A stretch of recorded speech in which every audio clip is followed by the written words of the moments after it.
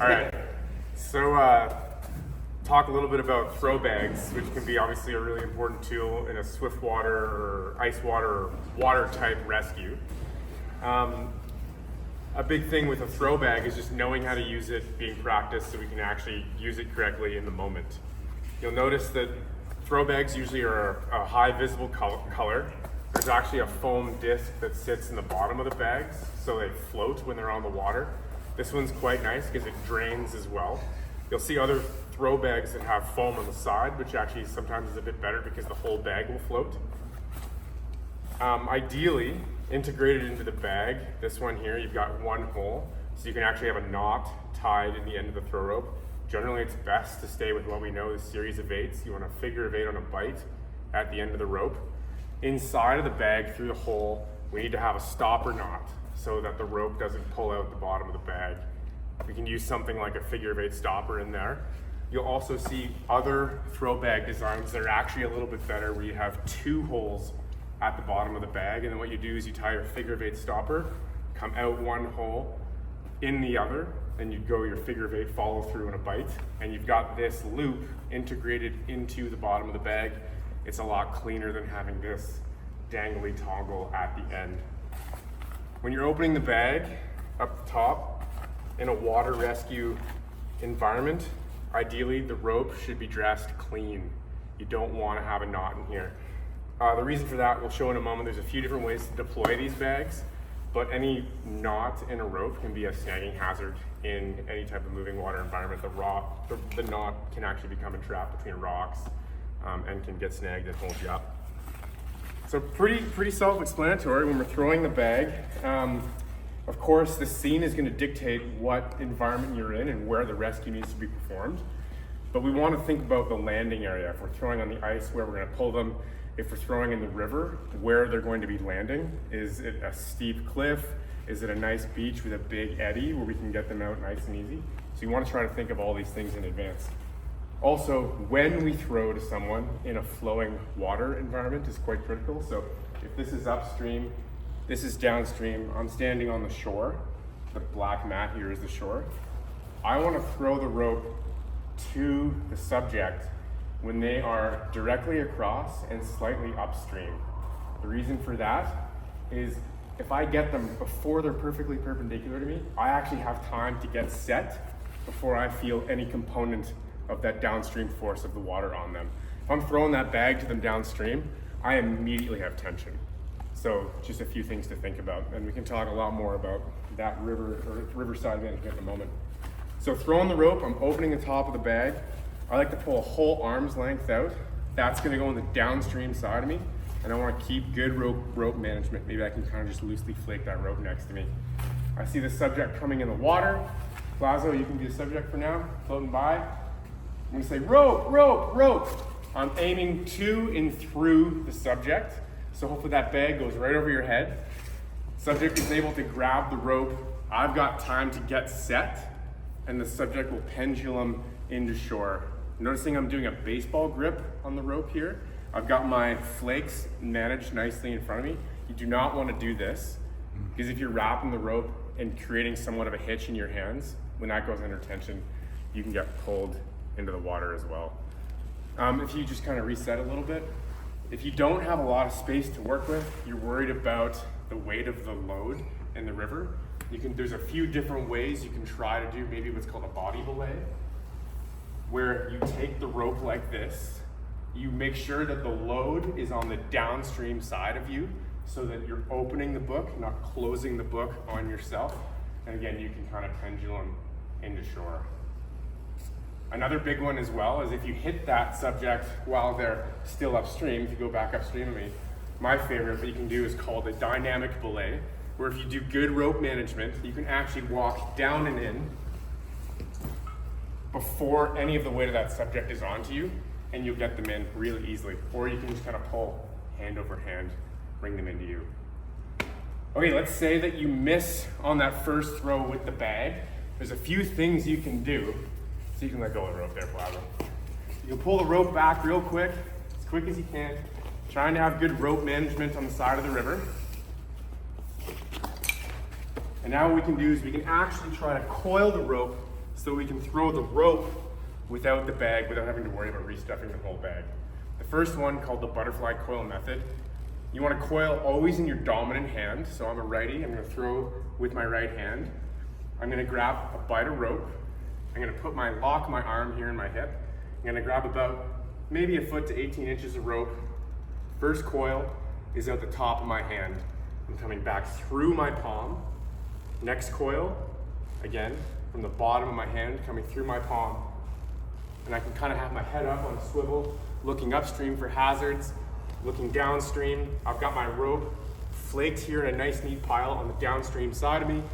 And I've got some coils. Notice the last coil has to come out the bottom of your hand so that you're not snagging yourself if your last coil is away from you. So that last coil comes out the bottom of your hand. And now I'm ready to go.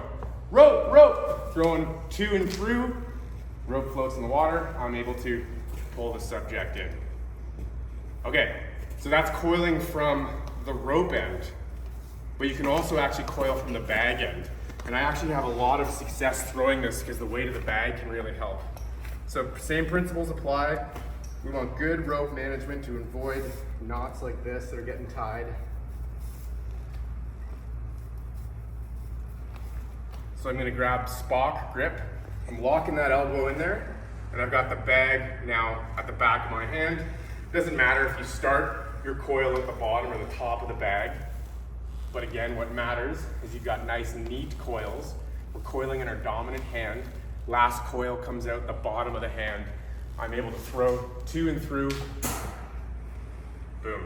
So we can coil from either end of the bag. There's a few different ways you can coil rope as well. I encourage you to get good with the butterflies because it's the most simple, straightforward method. And you can throw butterfly coils from either the bag end or the end of the rope. A few other ways that are out there. Some people call this one the TRU method or the figure of 8 coils. You can coil on your arm. So what I'm going to do is I've got a bite of rope sitting in my hand. I like to face my palm to me. I'm going to take the rope. I'm going around the back of my forearm, under my elbow, on the back of the forearm, through the top of my hand. And I'm just making a bunch of coils. Like this, again, I can have my head up on a swivel. I want to try to make sure that last coil, if possible, is oriented in a way that it's not going to get snagged. And I find I throw this one a little bit rather than throwing the coils like this, I kind of throw it a little bit more in line like this with how the coils are oriented. So I can go rope. Again, I'm aiming to and through the subject. A few other things you can do too. It's about being practiced at the method you know. You can even just do loops. You have to make sure though, and this works generally better with a stiffer rope if you're going to do loops, that you're kind of following the grain of the rope and you're allowing that rope in your hand to kind of twist and set as you go, so you're keeping your loops nicely coiled as possible. And again, with the loops, I find I throw best as opposed to throwing like that, if I kind of throw in line with the loops, to and through to my subject. Okay. The important thing is to know the different methods and practice so you get good at them. A few other kind of fun, quick ones here. This method's called the Kiwi method. We arrive on scene, we've got people floating by. I don't really have time to coil or make my throw. Or the fistful method we call this, I'll grab a fistful of rope, that I can throw right out of the top of the bag, grabbing a fistful of rope. That's one you generally have to practice. The last thing I'll add, we don't have a stuffed throwbag here. I'll just do this one real quick. Maybe a spot I should cut. We can, generally speaking, if I get to a swift water scene and I know that I'm going to be downstream containment where we're likely to have subjects floating by me, I'll actually split the bag in advance so that I have 2 throws right off the bat. I don't have to waste time pulling rope back in. Of course, if I had a bigger bag with more rope, I'd be able to throw further on my two tosses. But so maybe I'll know I'll leave about roughly half of the rope in the bag, and I'll have half the rope out of the bag, and I can do my coils of choice.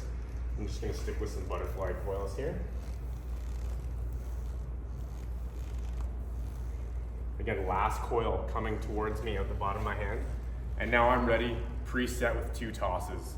So I can either ideally not miss one, but I've got a backup toss, or if there's 2 subjects that are coming downstream, I can throw, to and through, reset, throw, make sure I'm holding onto that rope, and then I can pull the subjects into shore.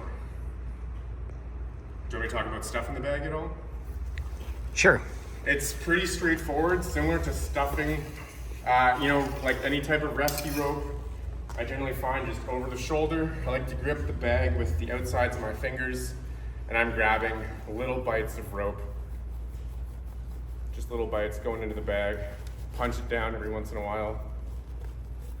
And again, if you're stuffing over your shoulder, you can kind of have your head up on a swivel, look as you go, you're ready for the next toss. I should have made sure there was a good stopper knot in this bag too before I threw it, but yeah. So just one other thing I wanted to add was how to effectively carry a throw rope. Again, we want to have our figure of 8 on a bite. Ideally, this is a little long. We can tie this so that there's less rope coming out the bottom. We want those loops as small as possible. Tops are dressed nice and clean. Obviously, we can carry our throw bags around just like this, ready to go. But if we're on a rescue scene and we need to have both of our hands available to do other tasks, ideally, in a current situation, we've got auto locking carabiners or screw gate locking carabiners, not these gates that don't have a lock. You can carry the throw bag on your integrated harness on your PFD. So notice I've got the bag oriented facing upwards so that if I'm doing any tasks, the bag isn't emptying itself as I walk along.